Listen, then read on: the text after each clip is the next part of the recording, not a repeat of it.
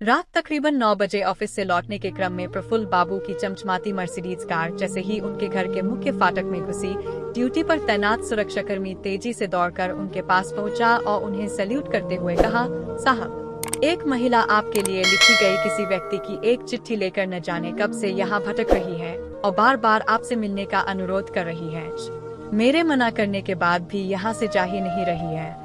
उसके साथ उसका एक छोटा बच्चा भी है। प्रफुल्ल जी ने गार्ड की बातों को सुनकर आश्चर्य से उस महिला को अपने पास बुलाया और उससे जानना चाहा, आप कहाँ से आई है और मुझसे क्यों मिलना चाहती है? किसने मुझे ये चिट्ठी लिखी है?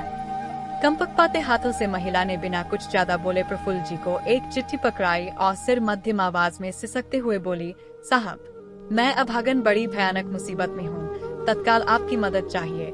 आपके पिताजी ने मुझे ये चिट्ठी देकर आपके पास भेजा है। मेरा इकलौता बेटा बहुत बीमार है, इसे किसी भी तरह किसी सरकारी अस्पताल में भर्ती करवा दीजिए, आपका जीवन भर उपकार रहेगा।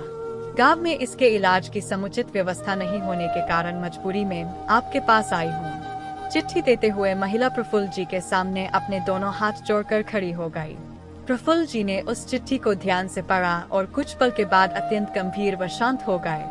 उसके बाद वे मैली कुचाली साड़ी पहनी कभी उस महिला की तरफ देखते तो कभी उस चिट्ठी की तरफ। कुछ देर तक गहरी चिंता में प्रफुल्ल बाबू निमग्न हो कुछ सोचते रहे।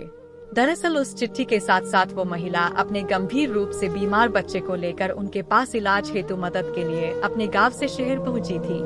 प्रफुल्ल जी ने उसी क्षण अपने सुरक्षाकर्मी को बोलकर उस महिला और उसके बीमार बच्चे के लिए अपने आउटकेस्ट रूम में रहने का प्रबंध करवाया और फिर वहीं कुछ देर बाद दोनों के लिए भोजन की व्यवस्था की। महिला ने पुनः उनसे विनती करते हुए कहा, साहब, भगवान के लिए मेरी सहायता कीजिए, मेरे इकलौते बीमार बच्चे को किसी सरकारी अस्पताल में भर्ती करवा दीजिए, नहीं तो इसका बचना मुश्किल है।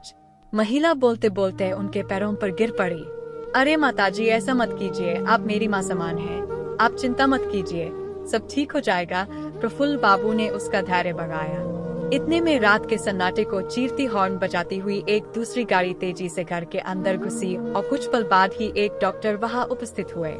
आइए डॉक्टर साहब, ये बच्चा बीमार है, इसको जरा पूरी गंभीरता से देख कर इसकी चिकित्सा शुरू कीजिए, प्रफुल्ल जी ने कहा।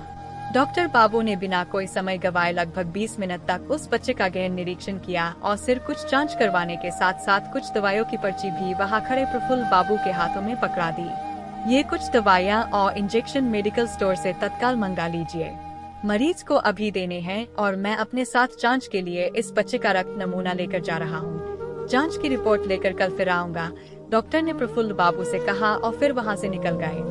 प्रफुल्ल बाबू ने डॉक्टर की पर्ची और कुछ से अपने ड्राइवर को पकड़ाते हुए उसे तुरंत सारी दवाइयाँ लाने का निर्देश दिया और फिर अपने घर के अंदर जाने के लिए वहाँ से गलियारे की ओर मुड़े। साहब, बस आप मेरे बच्चे को किसी सरकारी अस्पताल में भर्ती करा देते, मैं करीब कहाँ से दे पाऊंगी इलाज के इतने पैसे, मेरे पास तो रहने खाने तक के भी पैसे नहीं है, महिला गिड़गिड़ाई। माता जी, अब आप निश्चिंत रहें और जाकर आराम करें, रात बहुत हो चुकी है। इतना कहकर प्रफुल्ल बाबू वहां से निकल अपने घर के अंदर प्रवेश कर गए। सुबह डॉक्टर बाबू बच्चे की तमाम रिपोर्ट के साथ फिर आ गए और उसे 1-2 इंजेक्शन तथा कुछ दवाइयाँ दी। अपने ऑफिस जाने से ठीक पहले प्रफुल्ल बाबू ने भी बीमार बच्चे के साथ साथ उस महिला के लिए अच्छी तरह से खाने पीने की व्यवस्था करा दी और सबको उन दोनों का ध्यान रखने के लिए निर्देशित कर वहाँ से चले गए। डॉक्टर बाबू अब नियमित रूप से आकर उस बीमार बच्चे की जांच करते और साथ ही सही ढंग से उसकी चिकित्सा भी। लगभग 1 महीने के बाद जब बच्चा पूरी तरह से स्वस्थ हो गया तो महिला प्रफुल्ल बाबू के सामने जाकर बोली, साहब, मेरा बच्चा बिल्कुल ठीक हो चुका है, हम अब वापस अपने गांव जाना चाहते हैं। आपने जो मेरे लिए किया उसके लिए मैं जीवन भर आपका और आपके पिता कृष्णकांत जी का उपकार कभी नहीं भूलूंगी। जब महिला अपने बच्चे के साथ वहां से विदा होने लगी तो प्रफुल्ल बाबू ने कुछ रुपयों के साथ दोनों को नए कपड़े और 2 जोड़ी नए चप्पल उपहार स्वरूप दी और साथ ही उसे एक चिट्ठी भी देते हुए कहा कि इसे उन पिताजी को दे दीजिएगा जिन्होंने आपको यहाँ भेजा था। महिला हाथ जोड़कर कृतज्ञता का भाव प्रकट करते हुए उन्हें लगातार अनगिनत आशीर्वाद देती वहाँ से चल पड़ी। ठीक दूसरे ही दिन अपने गांव पहुँच कृष्णकांत जी को वह चिट्ठी देते हुए महिला उनसे प्रफुल्ल जी की बहुत तारीफ करने लगी। बाबा, आपका बेटा तो देवता है देवता, कितना ख्याल रखा हमारा, ऐसा बेटा किस्मत वाले को ही नसीब होता है। ऊपर वाला उन्हें और उनके समूचे परिवार को हमेशा सुखी रखे।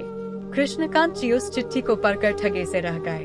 उसमें लिखा था, परम आदरणीय बाबूजी, मैं आपको नहीं जानता और नहीं कभी आपसे मिला हूँ, लेकिन अब आपका बेटा इस पते पर नहीं रहता।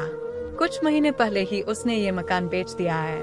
अब मैं यहाँ रहने लगा हूँ, पर मुझे भी आप अपना बेटा ही समझिए। बचपन से ही मुझे अपने पिता का सुख नहीं मिला। माँ ने ही पाल पोस कर बड़ा किया है। मैंने जब आपका पत्र पढ़ा तो मुझे ऐसा लगा कि जैसे मेरे सगे पिता ने मुझे कुछ करने के लिए आदेश दिया है। आप कृपया इन माताजी से कुछ मत कहिएगा। आपकी वजह से मुझे इन माताजी के द्वारा जितना आशीर्वाद और जितनी शुभकामनाएं मिली है, उस उपकार के लिए मैं आपका आभारी और ऋणी रहूंगा। सादर प्रणाम, आपका धर्मपुत्र प्रफुल्ल शर्मा। कुछ बेहद खामोश लम्हों के बाद कृष्णकांत जी का सिर कुछ सोचकर तुद बतुद उस अनजान सज्जन व्यक्ति के सम्मान में झुक गया और उनकी आंखें तो नम थीं ही। उनके पुत्र ने चुपके से मकान बेचकर जिन परेशानियों से बचना चाहा था, उन्हीं परेशानियों को एक अनजान पवित्र आत्मा ने अपने लिए वरदान समझ अपनाया और उनका सम्मान सुरक्षित रखा। धन्य है उसका संस्कार।